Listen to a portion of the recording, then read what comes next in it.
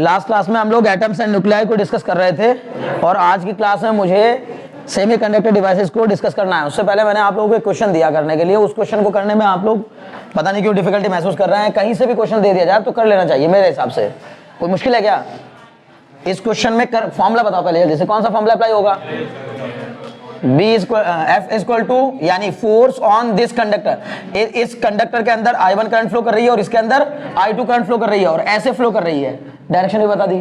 तो आपसे पूछा कि इस लूप पर लगने वाला नेट फोर्स कितना होगा? Net force. तो इस पर लगने वाला नेट फोर्स निकालने के लिए सबसे पहले सर ये दो पैरेलल वायर्स हैं, तो इन दोनों पैरेलल वायर के बीच में लगने वाले फोर्स का फॉर्मूला बोलो भाई। F1 equal to mu not upon 4 pi 2 I1 I2 upon distance कितनी हो जाएगी? x। इन दोनों के बीच की, दो पैरेलल वायर के बीच की डिस्टेंस कितनी होती है? x।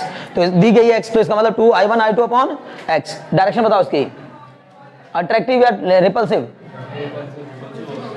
क्यों रिपल्सिव? क्योंकि दोनों में अपोजिट डायरेक्शन में करंट फ्लो कर रही है। अगर दो वायर में अपोजिट डायरेक्शन में करंट फ्लो कर रही होगी तो ये इसको क्या करेगा? रिपेल करेगा। अब रिपल्सिव होगा तो इसका मतलब इस पर लगने वाला F1 इधर की ओर होगा। अब यहां बताओ, इस वाले वायर में करंट I1, इस वाले वायर में करंट I2, तो इसके कारण इस पर लगने वाला फोर्स पहली बात अट्रैक्टिव होगा, रिपल्सिव होगा? अट्रैक्टिव होगा। सर अट्रैक्टिव होगा तो उसकी डायरेक्शन इधर की ओर होगी। इसका मतलब इसको मैंने क्या मान लिया? F2। कितने के इक्वल हो जाएगा वो? तो sir F2 equal to mu not upon 4 pi 2 I1 I2 upon distance बताओ x प्लस ए हो जाएगी। ठीक है ना, डिस्टेंस हो जाएगी x प्लस ए।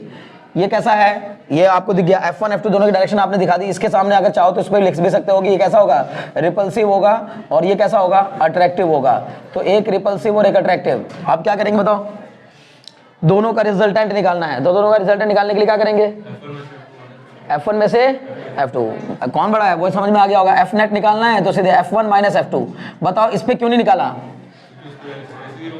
क्या हो जाएगा? सर इस पर लगने वाला फोर्स और इस पर लगने वाला फोर्स जस्ट अपोजिट आएंगे, एक दूसरे के इक्वल भी होंगे, अपोजिट भी होंगे और एक ही लाइन में भी लाई कर रहे होंगे, इसलिए उनका रिजल्ट क्या हो जाएगा? 0 हो जाएगा। लेकिन ये दोनों पर लगने वाले फोर्स इक्वल अपोजिट तो हैं लेकिन एक लाइन में नहीं है, इसलिए एक दूसरे को कैंसिल नहीं कर पा रहे हैं। तो हम क्या करेंगे? F1 माइनस F2 कर देंगे। बस क्या जाएगा बताओ? क्या क्या कॉमन आएगा? Mu naught upon 4 pi common है और क्या कॉमन आ गया? 2 I1 I2 ये कॉमन आ गया। बड़ा वाला फोर्स कौन सा है? F1 बड़ा है या F2? F1 बड़ा है, साफ साफ दिखाई दे रहा है। जिसका डिनोमिनेटर छोटा है उसकी वैल्यू बड़ी होगी। तो 1 upon x minus 1 upon x plus a. इसको सिंप्लीफाई करेंगे तो ये आ जाएगा mu not upon 4 pi 2 I1 I2 bracket में देखिए कितना आएगा? x plus a minus x upon में x into x plus a, ये आ जाएगा। ठीक है ना। अब बताइए कितना हो जाएगा? Mu not upon 4 pi 2 I1 I2। अब बताओ ये कितना हो जाएगा? x में से x खत्म, a upon x into x plus a होगा। हाँ ये क्या आया हमारा? फोर्स पर यूनिट लेंथ आया है। तो फिर मुझे पूरे टोटल फोर्स निकालने के लिए क्या करना पड़ेगा? कौन सी लेंथ से? ए से। मतलब इसमें भी मुझे क्या करना चाहिए था? ए से मल्टीप्लाई और इसमें भी क्या करना चाहिए था? ए से मल्टीप्लाई। तो जिस ए से मल्टीप्लाई करेंगे वो ए कहाँ जाएगा? कॉमन, ये हो जाएगा। ठीक है ना। अब ये ए जो बाहर था ये ए और ये मिलकर क्या हो जाएगा? स्क्वायर हो जाएगा। भाई ये जो फॉर्मूला होता है ये फोर्स पर यूनिट लेंथ का होता है ना। अब लेकिन मुझे तो इतनी लेंथ पे पता करना था कि इतनी लेंथ पे कितना फोर्स लगेगा, तो फॉर्मूला लगा दिया mu naught upon 4 pi 2 I1 I2 a upon x। ठीक है ना। ये हो गया 2 I1 I2 a square upon x into x plus a. बस ये आंसर है। डायरेक्शन बताओ इसकी, डायरेक्शन बताओ। Very good. ठीक है, अवे फ्रॉम या फिर डायरेक्शन उसमें कुछ भी नाम दे देगा। ठीक है ना। रिपल्सिव भी लिख सकते हो, रिपल्सिव। नेट फोर्स कैसा होगा? रिपल्सिव होगा। मुश्किल है? कोई मुश्किल नहीं है। सेमीकंडक्टर डिवाइसेस में हम लोगों ने इससे पहले जो जो बातें की हैं बस वही, जितना सा बहुत छोटा सा सिलेबस है सेमीकंडक्टर डिवाइसेस का और बहुत ही इंपॉर्टेंट है, लेकिन जो भी कुछ है वो सब कुछ इंपॉर्टेंट है। ठीक है। PN junction diode, forward biasing, reverse biasing, फिर junction diode as a rectifier, half wave rectifier, full wave rectifier और forward bias characteristic, reverse bias characteristic. पूरा पढ़ के अगर हम लोग यानी इस चैप्टर का सिलेबस तो ऐसे उंगलियों पे हम लोग के। ठीक है ना, कि यही चीजें हैं हमारे सिलेबस में। क्लियर है?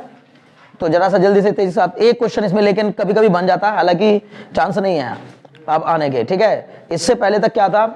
अच्छा ये जो आपके 18 MCQs वाला जो पैटर्न है, 16 MCQs प्लस 2 ऐसा रीजन होता है शायद। अच्छा सब मिला के 16 है, ऐसा रीजन सही 16 होते हैं। ठीक है ना। सभी मिला के MCQ कितने हैं? 16 आ रहे हैं मेरे हिसाब से। तो 18 होने चाहिए।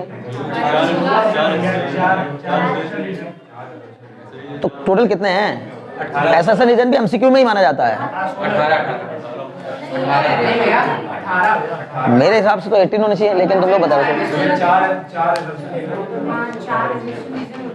देखो जरा 16 है, ठीक है चलो कोई नहीं। तो 16 18 क्या ये पैटर्न लास्ट ईयर भी था क्या? 2023 में भी था क्या पैटर्न एमसीक्यू वाला? नहीं, इतने एमसीक्यू वाला पैटर्न 2023 में नहीं था, ठीक है ना, समझ में आ रही बात ना? तो लेकिन अब ये एमसीक्यू वाला जो पैटर्न आया उसमें ये जो छोटे छोटे क्वेश्चंस होते हैं ना, ये नहीं, जो छोटे छोटे क्वेश्चंस होते हैं वो उसमें आ गए हैं, सब उसमें कवर हो गए, ठीक है ना। तो इसी तरह का क्वेश्चन आता है, इसने कहा in an extrinsic semiconductor the number density of holes is. आपको होल की नंबर डेंसिटी दे रखी है। What do mean by number density? Number density का मतलब number of electrons per unit volume, number of electrons per unit volume. क्या मैं आपसे पूछूं अगर I बराबर NeAVD होता है ना formula, I equal to NeAVD में N क्या है? Number of electrons per unit volume ही है, और उसको हम नंबर डेंसिटी भी कह सकते हैं। तो नंबर डेंसिटी या number of electrons per unit volume. Clear है इतनी बात? बहुत अच्छे। तो उसी तरह यहां पर दिया इन एन एक्सट्रिंसिक सेमीकंडक्टर। बताओ किस तरह के सेमीकंडक्टर को एक्सट्रिंसिक सेमीकंडक्टर कहते हैं? प्योर या इम्प्योर? प्योर या इम्प्योर? इम्प्योर। प्योर सेमीकंडक्टर को इंट्रिंसिक सेमीकंडक्टर कहा जाता है। जो प्योर होते हैं वो इंट्रिंसिक होते हैं, जब उनमें कोई इंप्योरिटी मिला दी जाती है तो एक्सट्रिंसिक होते हैं, एक्सट्रिंसिक। क्लियर? एक्सट्रिंसिक सेमीकंडक्टर में जो इंप्योरिटी मिलाते हैं वो दो टाइप की होती हैं, ट्राइवैलेंट और पेंटावैलेंट। ट्राइवैलेंट इंप्योरिटी मिलाने से कौन से टाइप का सेमीकंडक्टर बनता है? ट्राइवैलेंट इंप्योरिटी मिलाने से N type, P type, P type. Trivalent impurity मिलाने से पी टाइप क्यों बनता है? क्योंकि ट्राइवैलेंट इंप्योरिटी में 3 इलेक्ट्रॉन तो उसके अपने पास होते हैं और एक को किसी और का लेकर के तब बॉन्ड बनाता है, तो जहां से वो इलेक्ट्रॉन लेता है वहां पर होल क्रिएट हो जाता है। क्लियर है ना? और पेंटा ट्राइवैलेंट इंप्योरिटी में कोई एक एग्जांपल, अगर मुझे किसी सेमीकंडक्टर को ट्राइवैलेंट इंप्योरिटी देनी हो तो क्या दूंगा? गैलियम, इंडियम, कुछ बात समझ में ना? गैलियम या इंडियम, ठीक है ना? क्लियर? तो गैलियम इंडियम की अगर इंप्योरिटी दे देंगे तो क्या बन जाएगा? P type semiconductor. अगर एन टाइप सेमीकंडक्टर बनाना है तो सर पेंटावैलेंट इंप्योरिटी मिलानी पड़ेगी। पेंटावैलेंट मतलब जिसमें 5 वैलेंस इलेक्ट्रॉन मौजूद हो। अब 5 वैलेंस इलेक्ट्रॉन नाइट्रोजन फैमिली में होते हैं, तो क्या मिलाया जाना चाहिए? नहीं, फास्फोरस नहीं, बेहतर होगा आर्सेनिक या फिर एंटीमनी। आर्सेनिक या एंटीमनी, क्योंकि फास्फोरस नॉन मेटल है, ठीक है ना? समझ मेरी बात ना? तो हम कहेंगे सर या तो आर्सेनिक मिला दिया जाए या तो एंटीमनी मिला दिया जाए, ठीक है ना? क्लियर है? कोई डाउट इसमें? नहीं। अब क्वेश्चन में ये कह रहा है, अच्छा पी टाइप सेमीकंडक्टर में मेजॉरिटी में कौन होते हैं? पी टाइप सेमीकंडक्टर में मेजॉरिटी में होल्स होते हैं और माइनॉरिटी चार्ज कैरियर्स इलेक्ट्रॉन्स होते हैं। एन टाइप सेमीकंडक्टर में मेजॉरिटी इलेक्ट्रॉन्स और माइनॉरिटी होल्स। क्लियर? बहुत अच्छे। लिखिए क्वेश्चन, है ना? मतलब लिखना क्या है, आप डायरेक्ट वैल्यू लिख सकते हैं। In an extrinsic semiconductor the number density of holes is, the number density of holes is कितनी दी है? होल की डेंसिटी दी है 4 × 10 की पावर 20, 4 × 10 की पावर 20 पर मीटर क्यूब, 4 × 10 की power 24 metre cube per metre cube, ठीक है ना? 20 per metre cube. And the number density of electrons, अच्छा if the number density of intrinsic carriers is 1.2 × 10 की पावर 15। इंट्रिंसिक कैरियर का मतलब होता है Ni इक्वल टू 1.2 × 10 की पावर 15 पर मीटर क्यूब। डायरेक्ट फॉर्मूला होता है, हाँ, Ne × NH equal to Ni का स्क्वायर, ठीक है ना? Ne × NH, किसी भी सेमीकंडक्टर में इलेक्ट्रॉन्स की संख्या और होल की संख्या का प्रोडक्ट जो होता है, मल्टीप्लिकेशन जो होता है, वो Ni के स्क्वायर के इक्वल होता है, ठीक है ना? तो यहां पर उसने NH दे दिया, Ni दे दिया, और हमसे पूछा है what is the number of, है ना, what is the number density of electron in it, number density of electron in it, तो मतलब NeNH। एक नंबर का क्वेश्चन है, इससे ज्यादा कुछ इसमें आएगा नहीं, ठीक है ना? बताइए क्या आएगा? तो फॉर्मूला लगाएंगे सर Ne × NH बराबर Ni का square. Number density of electron बतानी है तो हम बोलेंगे sir Ne × NH equal to, मैंने जानबूझ के प्रूफ नहीं करा इस बार को, अब इस बार इसको, मुझे लगा था कि है नहीं कुछ भी इसके सिलेबस में, हालांकि आप एक बार जरूर देख लीजिएगा, है नहीं वैसे सब, ठीक है ना? पर फिर भी मैं सामने आगे क्वेश्चन तो लिखवा देता हूँ। क्या है नहीं भाई? यानी कितना है? 3.6 × 10 की पावर 9। हाँ वेरी गुड। फॉर्मूला बताया मैंने, क्या बताया? अगर किसी भी इलेक्ट्रॉन आपको दिया ना, इंट्रिंसिक कैरियर्स की संख्या दे दी, होल की संख्या दे दी और इलेक्ट्रॉन की संख्या पूछी है पर यूनिट वॉल्यूम, तो यहां पर फॉर्मूला लग जाएगा सर Ne मुझे निकालना है, NH मेरे पास है 4 × 10 की power 20 is equal to Ni मेरे मुझे कितना लेना है 1.2 × 10 की पावर 15 का होल स्क्वायर, ठीक है। तो ये हो जाएगा Ne इज इक्वल टू 1.2 × 10 की पावर 15 का होल स्क्वायर अपॉन में 4 × 10 की पावर 20। सॉल्व कर दीजिएगा, दौड़ते हुए आंसर जाएगा। बताइए कितना? हाँ हाँ, इंट्रिंसिक में जितने भी कैरियर्स हैं वो सब, उसमें चाहे वो होल हो, इलेक्ट्रॉन्स हो, कोई भी हो, ठीक है ना। इंट्रिंसिक में जितने भी कैरियर्स हैं, कितने इलेक्ट्रॉन, कितने मतलब चार्ज कैरियर्स हैं, ठीक है ना। सॉल्व करो यहां से, जल्दी बताओ आंसर।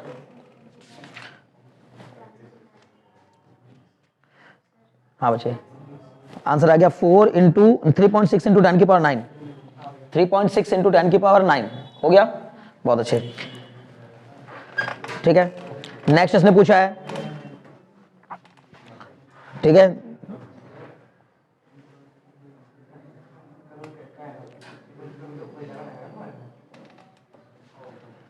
ठीक है। द फॉर्मेशन ऑफ, सुनो भाई सुनो, बात ना करो। The formation of depletion region, the formation of depletion region in a PN junction diode is due to, सुनो क्वेश्चन सुनो।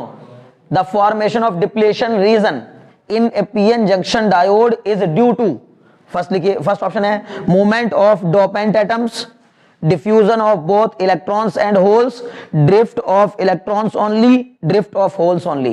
एक बार फिर से रिपीट कर रहा हूं। The formation of depletion region, the formation of depletion region in a PN junction diode, किसी एक पीएन जंक्शन डायोड में डिप्लेशन लेयर का बनना इनमें से किस पर डिपेंड करता है? चार ऑप्शन दिए गए हैं। पहला movement of dopant atoms, dopant atom मतलब जो मैंने डोपिंग करते समय एटम मिलाया है, एटम मतलब नहीं सर इस बात का, डोपिंग एटम से क्या लेना देना, ठीक है ना। मूवमेंट ऑफ डोपेंट एटम गलत हो गया।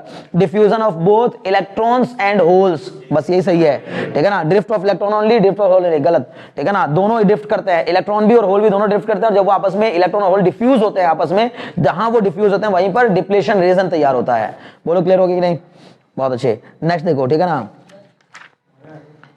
इसने कहा ड्रॉ द, सुनो अब क्वेश्चन बार बार कह रहा हूं, draw the energy band diagram for a N type and P type semiconductor at T is greater than 0 kelvin. 0 kelvin से ऊपर, 0 केल्विन से ऊपर टेम्परेचर रखने पर एन टाइप और पी टाइप सेमीकंडक्टर का एनर्जी बैंड डायग्राम बनाना है आप लोगों को, ठीक है ना। तो एनर्जी बैंड डायग्राम बनाने के लिए क्या करोगे?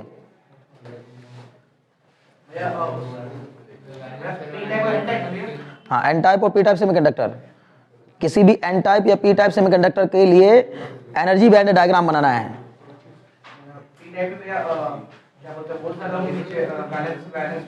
हाँ बनाओ, डायग्राम बनाओ अपनी कॉपी पे, ठीक है ना, जल्दी से सभी लोग। Energy band diagram for N type और पी टाइप। वैसे तो मैंने एक बताया था, सुनो, इससे पहले मैंने आपको जो बनवाया था वो क्या बनवाया था? Energy band diagram of semiconductor only, मतलब नहीं सॉरी 3 मेटल के तौर पे बनवाए थे कि सेमीकंडक्टर का ये होता है, कंडक्टर का ये होता है और इंसुलेटर का ये होता है, याद है उसकी जैसे। लेकिन अब इसने स्पेशली पूछ लिया कि पी टाइप और एन टाइप का बनाओ, तो दोनों ही क्या हैं? दोनों ही सेमीकंडक्टर हैं। अगर दोनों सेमीकंडक्टर हैं तो सर इसका मतलब ये दिखाने पड़ेगा, इस तरह का ग्राफ बनेगा, ठीक है ना। अगर मुझे बनाना है पी टाइप सेमीकंडक्टर का ग्राफ, तो पी टाइप सेमीकंडक्टर में नीचे की ओर वैलेंस बैंड में कौन ज्यादा रहेंगे? मेजॉरिटी में कौन होंगे? होल्स होंगे, ठीक है ना। और माइनॉरिटी में कौन होंगे? इलेक्ट्रॉन्स होंगे। इलेक्ट्रॉन्स हमेशा कंडक्शन बैंड में रहते हैं, ठीक है ना। तो ये जो इलेक्ट्रॉन्स होंगे ये पहली बात, यहाँ तो आप दिखा दोगे होल्स, ठीक है ना। पी टाइप सेमीकंडक्टर में नीचे की तरफ ये जो है मेरा, ये क्या है? वैलेंस बैंड है, ठीक है ना, वैलेंस बैंड। और ऊपर की तरफ ये है सीबी, सीबी मतलब कंडक्शन बैंड, ठीक है ना, कंडक्शन बैंड। इसमें बस दिखा दोगे 2 इलेक्ट्रॉन्स, ठीक है ना, 2-3 दिखा दो जो है ना। यहाँ पर आपने अच्छे खासे दिखा दिए होल, तो यहाँ पर कंडक्शन बैंड, ठीक है। बीच में आपका एक्स्ट्रा एनर्जी लेवल, ठीक है। इसी का ये तो हुआ पी टाइप सेमीकंडक्टर का भाई, ठीक है ना, पी टाइप सेमीकंडक्टर। अब जरा एक बार एन टाइप सेमीकंडक्टर का बना लो, तो एन टाइप सेमीकंडक्टर का बनाओ, वेरी गुड। यहाँ पर वैलेंस बैंड में क्या होगा? ये वैलेंस बैंड है हमारा, तो वैलेंस बैंड में सर यहाँ पर होल कम रहेंगे। होल्स तो होंगे यहीं निचले लेवल पर, लेकिन ये होल्स की जो संख्या होगी ना वो कम होगी। और यहाँ पर इलेक्ट्रॉन्स होंगे लेकिन इनकी संख्या अच्छी खासी होगी। मतलब क्या दिखाना चाह रहा हूँ, आप समझ पा रहे हैं मेरी बात?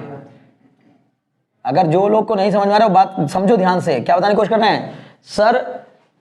एन टाइप सेमीकंडक्टर में मेजॉरिटी चार्ज कैरियर्स कौन होते हैं? मेजॉरिटी चार्ज कैरियर्स मतलब जिनकी वजह से करंट सही मायनों में डेवलप होती है, तो हम बोलते हैं इलेक्ट्रॉन्स।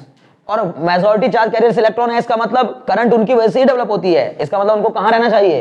कंडक्शन बैंड में। तो कंडक्शन बैंड में अगर इलेक्ट्रॉन मेजॉरिटी में हो और होल माइनॉरिटी में हो तो वो बन जाएगा आपका क्या? N type semiconductor. N type semiconductor, N type semiconductor. बोलो समझ में आ गया कि नहीं? ठीक है। और यहां पर सर पी टाइप सेमीकंडक्टर में कंडक्शन बैंड के अंदर इलेक्ट्रॉन्स होते हैं माइनॉरिटी में और होल होते हैं मेजॉरिटी में, ठीक है ना? समझ में आ रही बात ना? तो इसलिए कंडक्टर को आपको बस अब इसको ये नहीं दिखाना है यहाँ पे कि इसमें होल भी दिखाना है, बस आप ये दिखाइए कि होल जो है वो पार्टिसिपेट नहीं करते हैं इसमें। मेजॉरिटी यानी कि करंट जो फ्लो करती है सही मानों में वो किसके कारण करती है? मेजॉरिटी चार्ज कैरियर्स के कारण करती है। और मेजॉरिटी चार्ज कैरियर्स क्या है इसमें? इसमें मेजॉरिटी चार्ज कैरियर्स होल हैं जो कि नीचे रहेंगे, और माइनॉरिटी चार्ज कैरियर्स इसमें कौन है? इलेक्ट्रॉन्स हैं। क्लियर हो गया? दो डायग्राम बना लो, पी टाइप और एन टाइप सेमीकंडक्टर का energy band diagram. Direct question आ सकता है पेपर में, ठीक है ना? जो जो चीजें आती हैं उनको डायरेक्ट बता जा रहा हूँ, ठीक है ना? और भाई बाइंडिंग एनर्जी पर न्यूक्लियन वाला तो मैंने आपको कल भी बताया था, आज फिर दोबारा बता रहा हूँ क्योंकि मेरे सामने जब भी कॉपी खोल रहा हूँ वो आ रहा है, जब भी कोई बुक खोल रहा हूँ एनर्जी बैंड डायग्राम मेरे सामने चला आ रहा है, ठीक है ना? ओके।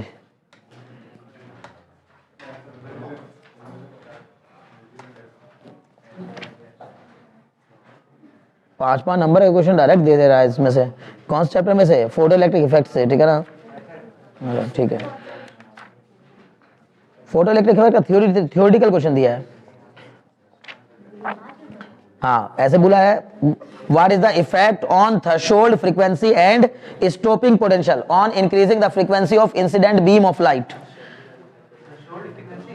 हाँ पहले बोला है what is the effect on threshold frequency, what is the effect on threshold frequency and stopping potential on increasing the frequency of the incident beam of light? Justify your answer।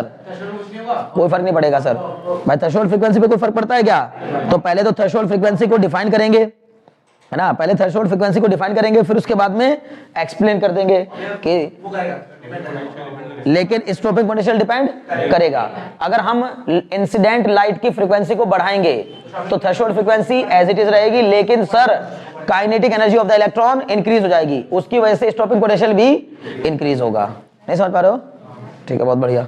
चलो छोटी छोटी चीजें हैं ना, ठीक है, जो मुझे नजर आ रहा है सब मैं बताया चल जा रहा हूँ, ठीक है? देखो इसमें अच्छा है, इसमें क्वेश्चन तो बढ़िया बढ़िया रखे, लेकिन अब मैं अपने टॉपिक की ढूंढ रहा हूँ ना कि आज हम जो क्वेश्चन कराना चाह रहे हैं।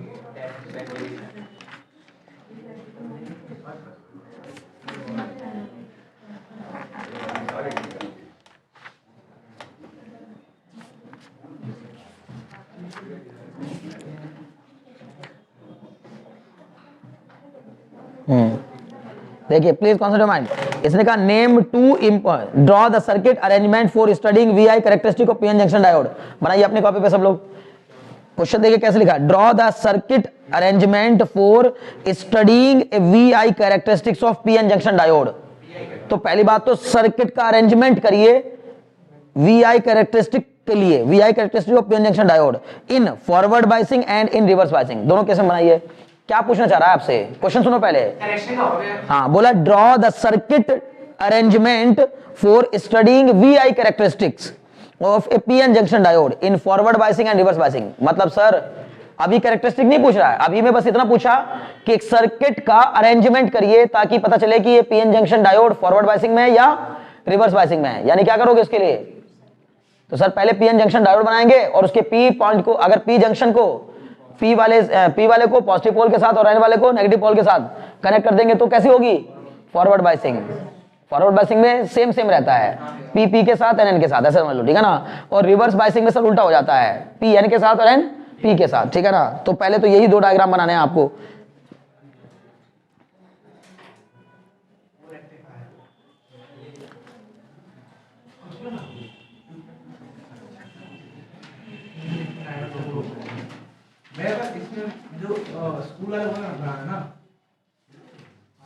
ये बताओ ये कैसा है? ये कैसा है? फॉरवर्ड बायसिंग है, ठीक है ना? क्योंकि इसको क्या कहता है? पी, और इसको क्या कहता है? एन। तो ये पीएन जंक्शन डायोड है, फॉरवर्ड बायसिंग में। ये भी शो कर सकते हो आप लेकिन जो मैंने बनाया था उससे पहले ब्लॉक डायग्राम वो बनाओ ना, क्या दिक्कत है? ब्लॉक डायग्राम याद है ना? ब्लॉक डायग्राम में कैसे बनाते हैं सर, ये दिखाएंगे बाकायदा। यहाँ पर ये हल्की सी डिप्लेशन लेयर भी होगी, लेकिन फॉरवर्ड बायसिंग में डिप्लेशन लेयर की थिकनेस को क्या करना है, बहुत कम दिखाना है, पतली सी दिखानी है। और इधर की तरफ क्या, ये पी टाइप और ये एन टाइप, और इसमें बाहर की तरफ क्या लगा दोगे, बैटरी। कौन सी बायसिंग हो गई, फॉरवर्ड बायसिंग हो जाएगा। इसमें बताओ पी वाली साइड में क्या दिखाओगे, पॉजिटिव पॉजिटिव पॉजिटिव ज्यादा दिखा दो, ठीक है ना, पॉजिटिव ज्यादा दिखा दो, पॉजिटिव चार्ज पार्टिकल मतलब कि होल ज्यादा। यहाँ पर सर नेगेटिव बहुत ज्यादा होगा लेकिन होल नहीं होगा उतना, ठीक है ना। चलिए बोलो, बात समझ में आएगी नहीं? इसको कर डालो, ये बना लो जल्दी से, ये बनेगा। फॉरवर्ड बायसिंग नहीं बनाएंगे, ठीक है ना, पॉजिटिव नेगेटिव। रिवर्स बायसिंग भी बनाओ, रिवर्स बायसिंग में बनाओ जल्दी से। कोई जरूरत नहीं है, वो सब बेकार है, बना दो तो ठीक है। अरे ठीक है, देखो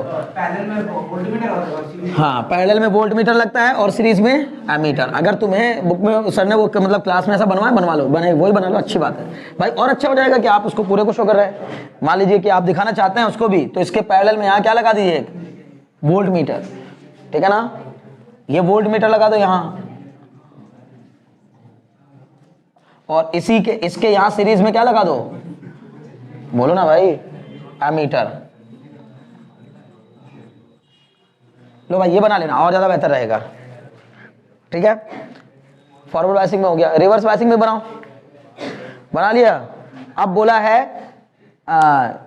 draw a typical VI characteristics of A silicon diode. Silicon diode, अब देखो स्पेशली क्या बताया, सिलिकॉन डायोड, ठीक है ना। सिलिकॉन के डायोड की आपको वीआई कैरेक्टरिस्टिक्स बतानी है, ठीक है ना।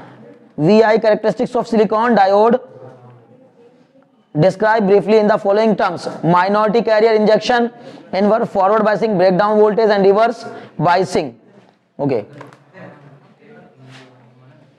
पैराग्राफ बनाओ जल्दी से। फॉरवर्ड बायसिंग का भी आप वीआई कैरेक्टरिस्टिक बनाइए सिलिकॉन डायोड के लिए, और रिवर्स बायसिंग की बनाइए जल्दी से। क्या आप मुझे बता सकते हैं सिलिकॉन का पोटेंशियल बैरियर कितना होता है, 0.3 यानी नी वोल्टेज सिलिकॉन के लिए 0.7 या 0.3, दो ही होते हैं। नहीं 0.07 नहीं, 0.7 होता है, 0.7। हाँ जर्मेनियम का 0.3 और सिलिकॉन का 0.7। देख लो एक बार मैंने क्या लिखवाया हुआ है, मैंने लिखवाया कितना, बहुत अच्छे। तो बनाओ ग्राफ, डायग्राम बनाओ फॉरवर्ड बायस कैरेक्टरिस्टिक का। देखें ए बच्चे, शो करो उसको, शो करो कि इसमें कहाँ क्या है ना। हाँ ये सब दिखाओ, बनाओ जरा एक बार वीआई कैरेक्टरिस्टिक्स बनाओ सब लोग, वीआई कैरेक्टरिस्टिक्स अपनी कॉपी पे वीआई कैरेक्टरिस्टिक्स बनाओ, फॉरवर्ड बायसिंग और रिवर्स बायसिंग की।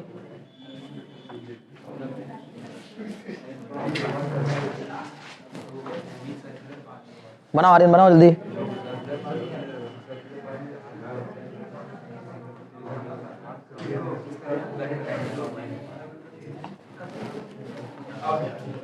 बन गया, ये बस देख रही हो खाली, बना लो ना, प्रैक्टिस करो ना बनाने की, बनाओ यहीं पर बैठ के बनाओ बच्चों। ये ना सोचो कि अब ये क्यों करें, तो आता ही है।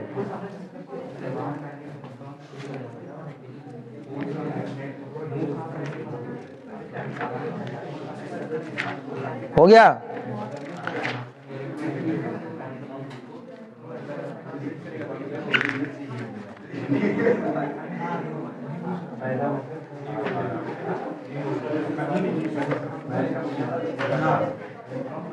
हो गया।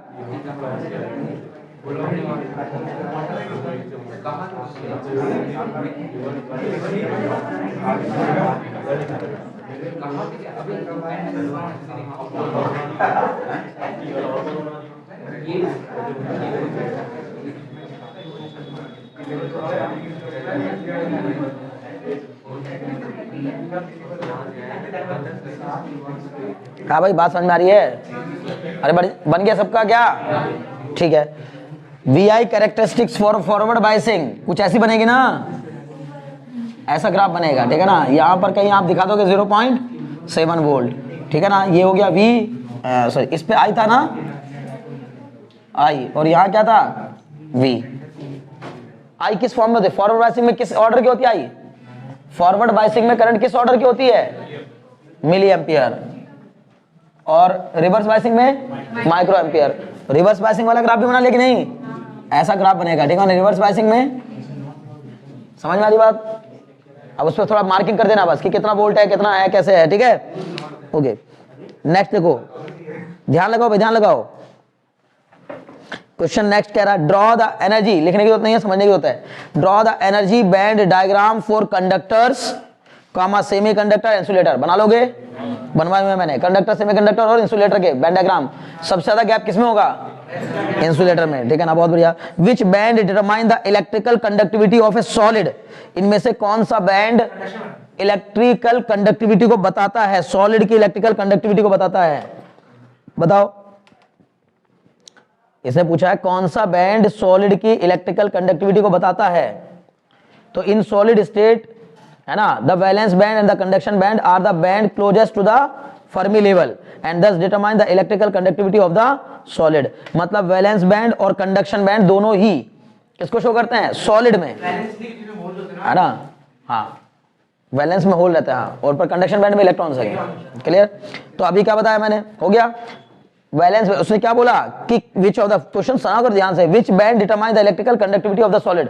तो हम बोलेंगे सॉलिड की इलेक्ट्रिकल कंडक्टिविटी को बताने के लिए एनर्जी बैंड डायग्राम में वैलेंस बैंड भी और कंडक्शन बैंड भी दोनों ही रेस्पॉन्सिबल होते हैं। बात खत्म। नेक्स्ट में पूछा how is the electrical conductivity of A semiconductor affected with the rise in temperature. Temperature बढ़ाने पर इलेक्ट्रिकल कंडक्टिविटी, सेमीकंडक्टर की इलेक्ट्रिकल कंडक्टिविटी टेम्परेचर बढ़ाने पर क्या होती है?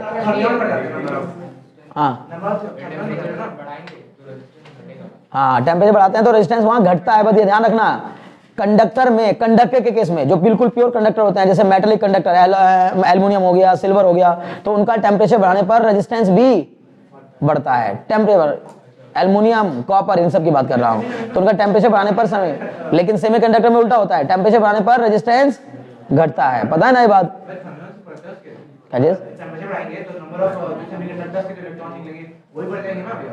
देखो सुनो, electrical conductivity of semiconductor increases with the increase in temperature, क्योंकि टेम्परेचर बढ़ाने पर as more electrons can jump from valence band to conduction band. बात वही हो गई, दोनों चीजें होती हैं। एक तो ये कहते हैं सर रेजिस्टिविटी कम हो जाती है, और दूसरी बात वैलेंस बैंड से कंडक्शन बैंड में जंपिंग ज्यादा होने लगती है। जितना ज्यादा इलेक्ट्रॉन्स वैलेंस बैंड से कंडक्शन बैंड में जंप लगाते हैं उतना ही ज्यादा बेनिफिट होता है, उतना ज्यादा सेमीकंडक्टर के अंदर इलेक्ट्रिक करंट फ्लो करती है। ठीक है ना, मोटे मोटे तौर पे लिख लो एक statement, with the increase in temperature of semiconductor, लिखो, with the increase in temperature of the semiconductor the electrical conductivity increases. With the increase in temperature of the semiconductor the electrical conductivity increases.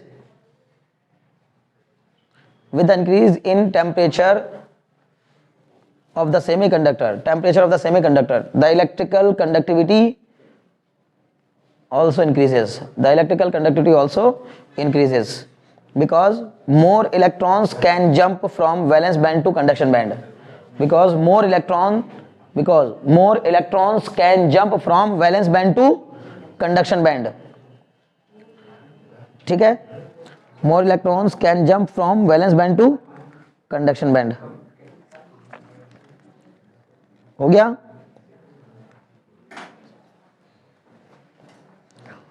चलिए, एक question पूछा गया, with the help of a circuit diagram explain briefly how a PN junction diode works as a half wave rectifier. सुनो, हो गया, more of the electron jump from valence band to conduction band. Next question देखिए, question में क्या कहा गया, with the help of circuit diagram explain briefly PN junction diode works as a rectifier, works as a half wave rectifier. बनाइए, half wave rectifier के लिए circuit diagram बनाओ अपनी कॉपी पर. हाफ वेव रेक्टिफायर का सर्किट डायग्राम बनाओ, उसका input voltage और आउटपुट वोल्टेज का ग्राफ भी शो करो. इतना काम करो और फिर वर्किंग मुझे समझा देना, है ना. वर्किंग मैं पूछ लूंगा आप लोगों से, वर्किंग मुझे बता देना कि कैसे वर्किंग होती है. सबसे पहले आप हाफ वेव रेक्टिफायर और दोनों, बल्कि पहले हाफ वेव रेक्टिफायर का बनाओ. हाफ वेव रेक्टिफायर का सर्किट डायग्राम और उसका इनपुट वोल्टेज और आउटपुट वोल्टेज का ग्राफ भी दिखाइए. ठीक है ना.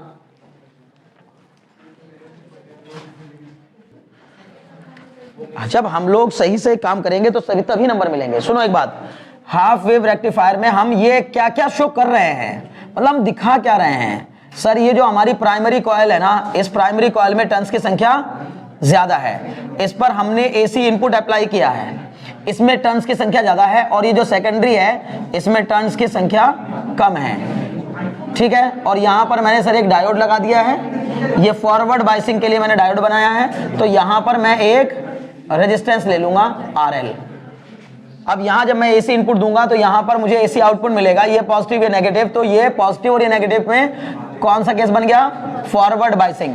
बार बार कह रहा हूं, ध्यान दीजिएगा, फॉरवर्ड बाइसिंग। अब फॉरवर्ड बाइसिंग में क्या हो जाएगा सर, P पॉजिटिव के साथ एन नेगेटिव के साथ, तो करंट फ्लो कर जाएगी ऐसे, इस सर्किट में ऐसे करंट फ्लो करेगी, ठीक है, ये हमने शो कर दिया। अब क्या करेंगे, एसी इनपुट और एसी आउटपुट का ग्राफ बनाएंगे। तो ये ग्राफ मेरे चक्कर में मत पड़ना, अभी भी मेरा सही नहीं बना है, ये और ये सब बिल्कुल बराबर होनी चाहिए, और ये वाली इसके बराबर, इसके बराबर, फिर बीच वाली छोड़ देंगे, फिर ये वाली इसके बराबर। कारण क्योंकि सर हाफ वेव रेक्टिफायर का काम होता है पॉजिटिव वाली साइकिल को, या मतलब किसी एक साइकिल को अलाउ करना और नेगेटिव वाली साइकिल को रोक देना, ठीक है ना। ये हो गया हमारा एसी इनपुट वोल्टेज, यहां पर लिख देना AC input voltage, AC input, और यहां लिखना क्या, डीसी आउटपुट। एसी नहीं लिखना, ऊपर जो हमने दिया है वो क्या है, एसी इनपुट है, एसी इनपुट, और नीचे जो हमें मिला है वो क्या है, डीसी आउटपुट है। ऊपर एसी इनपुट, नीचे डीसी आउटपुट, समझ गए, ये ग्राफ बनेगा। अच्छा, इसी का अगर आप बना दो दूसरा, समय हो आपके पास तो दूसरा भी बना के दिखाओ। दूसरा क्या सर, ये फॉरवर्ड बाइसिंग का केस था, जब मैं दूसरी साइकिल लूंगा तो यहाँ नेगेटिव और यहाँ पॉजिटिव हो जाएगा, ये नेगेटिव ये पॉजिटिव हो जाएगा, तो इसका मतलब ये रिवर्स बाइसिंग हो जाएगी। रिवर्स बाइसिंग में करंट जीरो, तब ये नहीं दिखाने उसमें, बस ये हटा देने हैं। इन एरो का हट जाना समझो करंट फ्लो नहीं कर रही, इस रेजिस्टेंस में करंट नहीं जा रही है, क्लियर। अब इसी का फुल वेव रेक्टिफायर बनाना होगा, तो इसमें देखो क्या चेंजेस करेंगे हम, ध्यान से देखो। एसी इनपुट को एज इट इज रखेंगे, बस आउटपुट वाले केस में हम लोग चेंजेस कर देंगे। फुल वेव बनाना है तो सर दो डायोड लगाने पड़ेंगे सर, एक डायोड ये लगा दिया, अच्छा ये यहां पर, सॉरी यहां क्या रहेगा, ठीक है, और एक डायोड हमने ये सर यहां पर लगा दिया ये, और इनके बीच में यहां रेजिस्टेंस लगाएंगे। अब की बार जो रेजिस्टेंस जो कि कॉमन होगा ये होगा RL, मुकुल बात समझ में ना, ये RL होगा। इसमें क्या होगा सर, जब ये फॉरवर्ड बाइसिंग के केस में होगा तो ये प्लस और ये माइनस। बताओ अगर ये पॉजिटिव है तो ये क्या होगा, यहाँ नेगेटिव, और ये क्या हो जाएगा पॉजिटिव, तो ये फॉरवर्ड बायस्ड हो जाएगा, ये वाला क्या हो जाएगा फॉरवर्ड बायस्ड। और जब फॉरवर्ड बायस्ड होगा तो करंट ऐसे फ्लो करेगी, ऐसे, तो ऐसे करंट अगर फ्लो करेगी तो इसका मतलब है ये ऐसे जाएगी करंट, ठीक। इसका मतलब RL में करंट किधर की ओर गई, इधर की ओर। पहली साइकिल में करंट किधर की ओर गई, इस ओर। सर जब रिवर्स बाइसिंग करेंगे तो दोबारा डायग्राम बनाएंगे, हम दोबारा डायग्राम बनाएंगे और दोबारा डायग्राम बना के दिखा देंगे। ये बिल्कुल इधर डायग्राम तो बिल्कुल बनेगा वैसा ही, लेकिन हाँ ये यहां पर रेजिस्टेंस भी लेंगे। अब की बार सर ये वाला डायोड, ये नेगेटिव ये पॉजिटिव, तो ये नेगेटिव ये पॉजिटिव, और यहां पर नेगेटिव पॉजिटिव, ठीक है ना, ये दिखा दोगे। और फिर इसके बाद क्या करोगे कि सर नीचे वाला क्या हो गया हमारा फॉरवर्ड बायस्ड हो गया। अगर ये फॉरवर्ड बायस्ड हुआ तो ये वाला क्या हो जाएगा ऊपर वाला रिवर्स बायस, इसमें कोई करंट नहीं जाएगी। लेकिन अब बताओ इसमें करंट किधर की ओर जाएगी, P से N की ओर, ऐसे करंट जाएगी, ऐसे करंट फ्लो करेगी, समझ गए। इसका मतलब आप मुझे बताओ RL में पहले करंट किधर की ओर जा रही थी, इधर की ओर, और RL में अभी भी करंट किधर की ओर जा रही है, इधर की ओर। इससे जानकारी मिली कि दोनों केस में करंट एक ही डायरेक्शन में फ्लो कर रही है, इसलिए इस करंट को हम यूनी डायरेक्शनल करंट या डायरेक्शनल करंट कहते हैं, क्लियर। अब जब ये बन गया तो इसका डीसी, मैं बाद वाले का बस आउटपुट बना रहा हूं, आप पहले ये बनाएंगे फिर ये बनाएंगे डायरेक्ट, ये नहीं बनाएंगे उसके साथ, वो तो मैंने उसका दिखाया हाफ वेव का। अब फुल वेव का ये वाला डायग्राम कुछ ऐसा बनेगा, समझ में आ गई बात। ये पॉजिटिव ये पॉजिटिव ये पॉजिटिव, सब पॉजिटिव हो जाएंगे, खत्म बात। ये क्या हुआ इसका डीसी आउटपुट वोल्टेज। बोलो बात समझ में आई कि नहीं। पूरे चैप्टर में यही तो 2-4 बातें हैं बस, है ना। AC input voltage, DC output voltage, और half wave rectifier full wave rectifier, ठीक है ना। दोनों के केसेस मैंने बता दिए, ठीक है।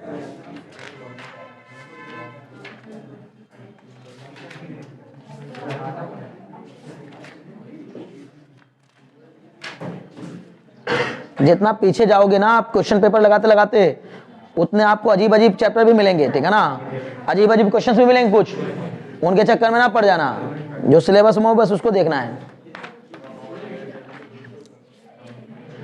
समझ गए?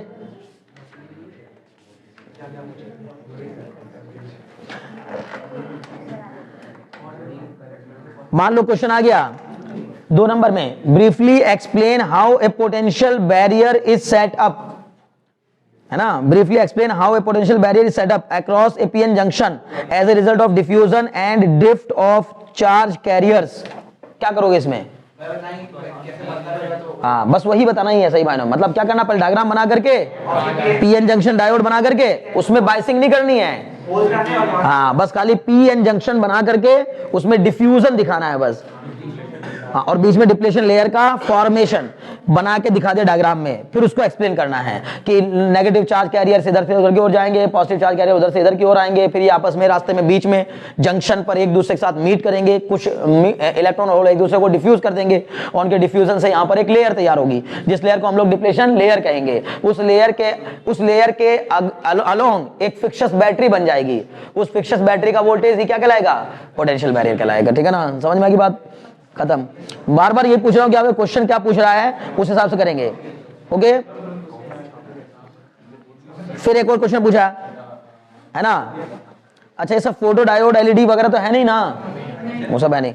Explain the formation of energy band in crystalline solid, हर बार वही सब क्वेश्चन आ रहे हैं, देख रहे हो, मतलब आप, मैं पीछे चला गया 23 वाले पेपर से उठा के मैंने क्वेश्चन कराने शुरू किए थे आपको, और 23 से लेकर के मैं अभी 20 पे चला गया हूँ, 23 का करा दिया, 22 का करा दिया, 21 का करा दिया, 2020 का अभी ये पेपर जिसकी मैं बात कर रहा हूँ। तो हर एक पेपर में क्या है उसके पास पूछने के लिए, मैं बार बार आपसे यही कह ही रहा हूँ कि इस चैप्टर में और कुछ है ही नहीं पूछने के लिए, बस उसी को क्या करता है, हल्का फुल्का बदल बदल के, भाषा बदल बदल के उसी से क्वेश्चन को पूछ रहा है।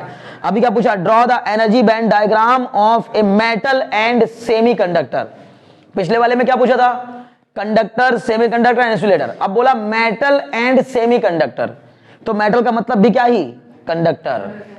भाई कोई भी मेटल क्या होता है? कंडक्टर ऑफ इलेक्ट्रिसिटी होता है, ठीक है ना, good conductor of electricity. Metals जो होते हैं वो गुड कंडक्टर ऑफ इलेक्ट्रिसिटी होते हैं, ठीक है ना। तो इसका मतलब वही बना दोगे ना डायग्राम? अभी कोई डाउट है इसमें? नहीं। चलो, वैसे इसमें कुछ ऐसा खास बचा भी नहीं है जिसमें अब मैं और तुम्हें क्या पूछता रहूं बार बार, इसी जैसी चीजें आएंगी बार बार सेमी कंडक्टर डिवाइसेस में।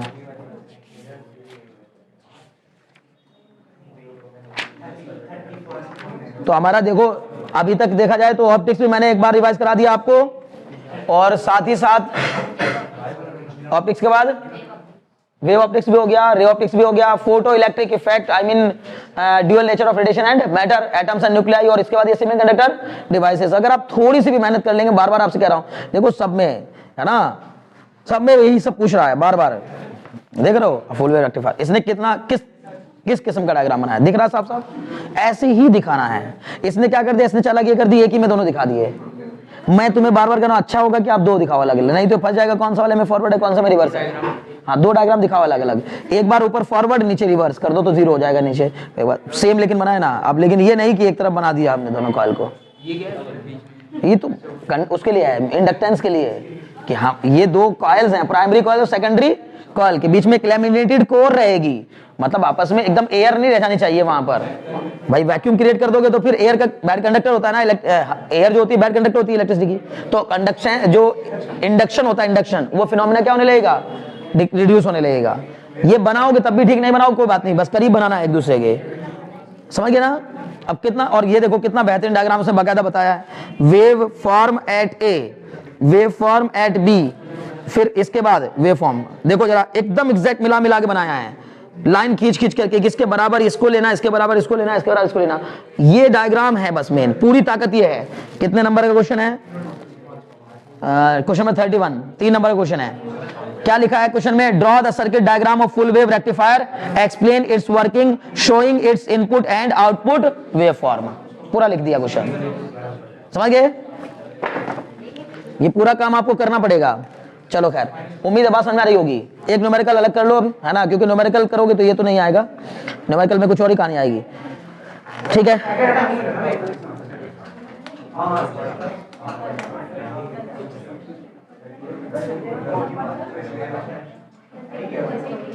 लिखिए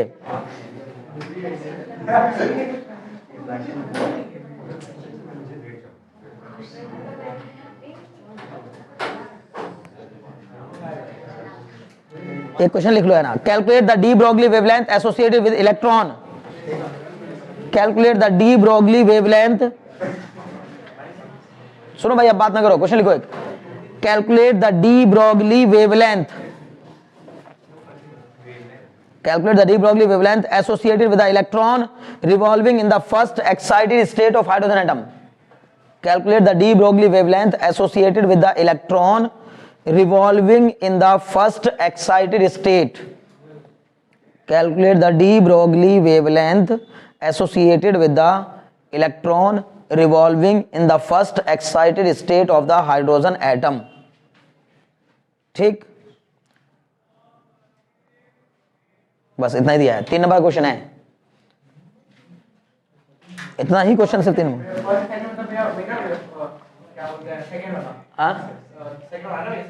फर्स्ट एक्साइटेड स्टेट मतलब सेकंड एनर्जी सेल, कल ही बात की थी इस बारे में हमने। फर्स्ट एक्साइटेड स्टेट मतलब सेकंड एनर्जी लेवल, है ना, करिए।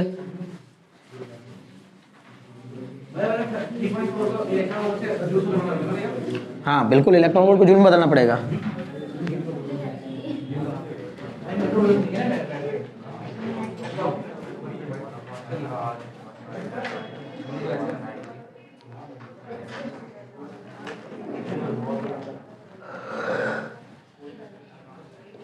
तीन नंबर क्वेश्चन है, क्या करेंगे, फॉर्मूला क्या लगाओगे बच्चा? अच्छा, लैम्डा इक्वल टू 12.27 वाला क्यों नहीं लगा रहे हो? वो तो स्पेशली इलेक्ट्रॉन के लिए बनाया था हमने। वो तब होता है जब वोल्टेज अप्लाई किया जाए, जब ये कहा जाए कि एक इलेक्ट्रॉन पर हमने इतना वोल्टेज अप्लाई किया है, के ही लगाएंगे। वेरी गुड, ठीक है ना। Lambda equal to H upon under root 2 into M into kinetic energy होगा यही। अब जरा मुझे बता दो के ई की वैल्यू कितनी होगी, ठीक है ना। लैम्डा बराबर 3.4 इलेक्ट्रॉन वोल्ट, समझ ना, वो इलेक्ट्रॉन वोल्ट में जूल में कन्वर्ट करेंगे, ठीक है। बस यही सोचना था आपको और कुछ नहीं। उसने सोचा, उसको पता क्या लग रहा था, उसको लग रहा है कि ये सब कुछ निकालना पड़ेगा अलग से, कुछ नहीं है, हमें याद है। बताओ पॉजिटिव कि negative, kinetic energy of the electron positive लोगे कि नेगेटिव लोगे? पॉजिटिव, ठीक है ना। तो H अपॉन H की वैल्यू रख देते हैं कितनी, 6.63 इंटू 10 की पावर माइनस 34 अपॉन में अंडर रूट 2 इंटू 9.1 इंटू 10 की power minus 31 into kinetic energy, sir ये हो जाएगी 3.4। काइनेटिक एनर्जी टोटल एनर्जी के जस्ट इक्वल होती क्या? हाँ, काइनेटिक एनर्जी टोटल एनर्जी के जस्ट इक्वल, बस मोड में क्या होता है, मतलब साइन का फर्क हो जाता है। Kinetic energy total energy negative होती है, काइनेटिक एनर्जी पॉजिटिव होती है। तो ये हो जाएगा 3.4 इंटू कितना, 1.6 इंटू 10 की पावर माइनस 19। सॉल्व कर दो, दौड़ते हुए आंसर जाएगा। बताओ कितना है आंसर? 3 नंबर का क्वेश्चन है, फ्री के मार्क्स, ठीक है ना। वो पता है सब क्यों पूछा उसने, कि उसको लगा काइनेटिक एनर्जी भी लोग अलग से निकालेंगे पहले, फिर उसके बाद इसको सॉल्व करके बताएंगे कि क्या आएगा आंसर, है ना।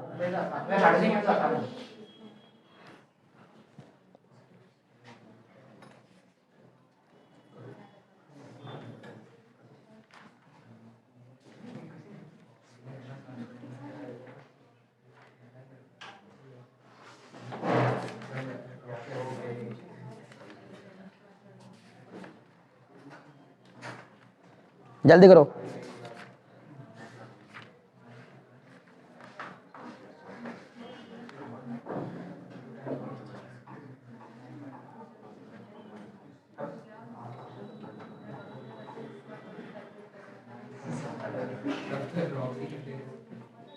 जल्दी करो भाई,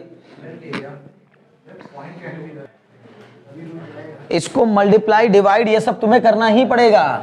इसका मल्टीप्लाई कराओ, फिर इसका स्क्वायर रूट। अच्छा 31 और 19 को तो आप कर सकते हो ना भाई।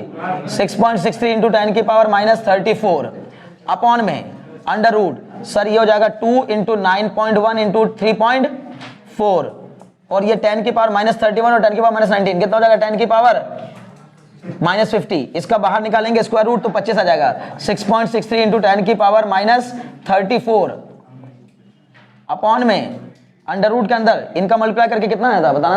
आदित्य क्या किए हो? इसका 99 के आसपास आ रहा है। अच्छा इंटू में 1.6, तो यहाँ पर भी क्या होगा 1.6, मतलब पूरा तब भी मिला जुला कर कितना रहा 99 पॉइंट कुछ करके आ रहा होगा। तो इसका हमने डिवाइड करा दिया, कितना आ गया, ये आ गया सर 6.63 इंटू 10 की पावर 34 में से 25 गया माइनस का 9 अपॉन में 10 के करीब आ गया। हाँ बिल्कुल, इसको डिवाइड कर देंगे तो 0.663 इंटू 10 की पावर माइनस 10, ऐसा कुछ है क्या? नहीं नहीं नहीं, बस इतना ही होगा, 6.63 इंटू 10 की पावर माइनस 10, तो 6.6 एंगस्ट्रॉम आ जाएगा, 6.6 एंगस्ट्रॉम, समझ गए ना? अरे नहीं हुआ, सेकंड एक्साइटेड स्टेट की निकालनी होगी तो क्या करोगे? सेकंड एक्साइटेड स्टेट मतलब third energy level, third energy level की काइनेटिक एनर्जी कितनी होती है? थर्ड एनर्जी लेवल की काइनेटिक एनर्जी कितनी होती है? बाकी सब तो सेम रहेगा, H भी उतना ही रहेगा, 2 भी उतना ही रहेगा, M भी उतना ही रहेगा, क्या होती है 1.51, ठीक है ना? अगर किसी को नहीं भी याद है तो फॉर्मूला लगाओगे, क्या, काइनेटिक एनर्जी बराबर 13.6 upon n square electron volt, होता है कि नहीं? तो काइनेटिक एनर्जी का फॉर्मूला हो जाएगा 13.6 अपॉन 3 का स्क्वायर, नहीं सॉरी थर्ड शेल में ना, हाँ थर्ड शेल की बात हो रही है, क्योंकि सेकंड एक्साइटेड स्टेट मतलब थर्ड शेल, ठीक है? तो ये कितना जाएगा 13.6 अपॉन 9, इससे इसको डिवाइड करा देंगे 1.51 इलेक्ट्रॉन वोल्ट, हो गया। इस 1.51 इलेक्ट्रॉन वोल्ट को यहां रखना, आंसर आ जाएगा 6.63 इंटू 10 की पावर माइनस 34 अपॉन में अंडर रूट 2 इंटू 9.1 इंटू 10 की पावर माइनस 31 इंटू में 1.51 इंटू 10 की पावर माइनस 19 इंटू 1.6, बोलो होगा कि नहीं होगा? 1.6 इंटू 10 की पावर माइनस 19, ये करना, इसको सॉल्व करोगे दौड़ते हुए आंसर आ जाएगा।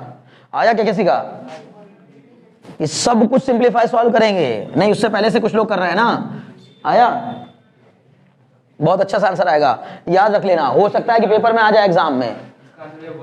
हाँ अब 1 नहीं आ रहा है, 10 एंगस्ट्रॉम आ रहा है, सीधे 10 एंगस्ट्रॉम, बहुत अच्छा सा आंसर है, मैं बार बार आपको कह रहा हूं ध्यान रखिएगा। हो सकता है कि पेपर में डायरेक्ट क्वेश्चन आ जाए, डायरेक्ट क्वेश्चन, फिर क्या होगा फायदा उससे बताओ? अभी मैं क्यों याद करने के लिए कह रहा हूं, ये भी याद कर सकते हो, बताओ क्या इसमें क्या याद रखोगे? अगर फर्स्ट एक्साइटेड स्टेट में पूछा तो सर जो प्लैंक्स कांस्टेंट का वो 10 की पावर के अलग वाला टर्म है, बस वही एंगस्ट्रॉम में होता है, समझ लो ना, 6.63 एंगस्ट्रॉम, बस क्लियर। और अगर third excited second excited state होगा तो थर्ड शेल तो 10 एंगस्ट्रॉम, दो चीज याद रख लेना, डायरेक्ट इसके ज्यादा पूछेगा नहीं, ये भी बात सच है। तो मैं ये कह रहा हूं कि मान लो आप अभी पूछ रहे थे ना सर इसका कोई शॉर्टकट तरीका नहीं है, बता दिया मैंने शॉर्टकट तरीका, याद कर लो, इसकी कितनी आएगी हमेशा, लेकिन स्पेशली इलेक्ट्रॉन के लिए होती है, भूल मत जाना। कहीं ऐसा ना हो पता लगा अल्फा पार्टिकल दे दिया तुम तब भी वही लगा दिए हो, है ना, सर ने बोला, इसलिए रटने में कई बार गलतियां होती हैं भाई, रटने वाले जो बच्चे होते हैं ना उनका यही गड़बड़ हो जाता है कई बार, है ना, ठीक है। ओके चलिए आज के लिए मुझे लगता है इतना काफी है, हमारा आज सेमीकंडक्टर डिवाइस भी कंप्लीट हुआ, नेक्स्ट क्लास में मिलेंगे तो इसके आगे कहानी पढ़ रहे होंगे, ठीक है ना, जो भी बचा है टॉपिक, ठीक है ना।